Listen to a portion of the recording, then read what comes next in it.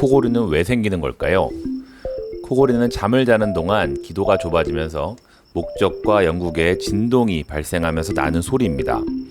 목젖의 위치는 모두가 아실 거고, 영국에는 입 천장 뒤쪽의 연한 부분을 말합니다.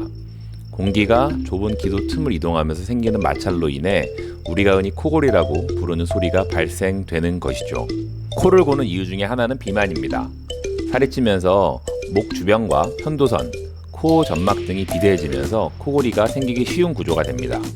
실제로 수면장애로 병원에 처음 내원하시게 되면 체중과 몸무게를 봐서 BMI, 즉 비만도를 체크합니다.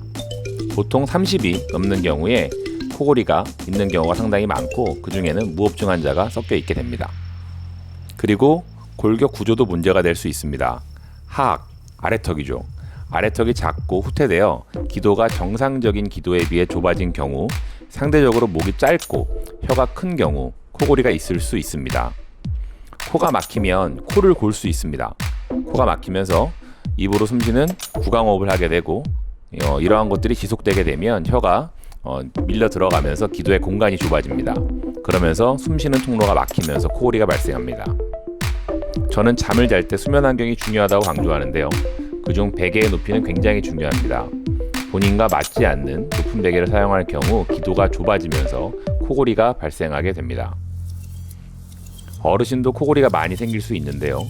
노화로 인해 근육의 탄력이 떨어지고 기도가 쉽게 좁아지면서 코골이가 발생할 수 있는 거죠. 실제로 어르신들이 겪는 수면 장애는 코골이 말고도 많지만 그건 다음 시간에 알려드릴게요. 그리고 아이들도 코를 곱니다.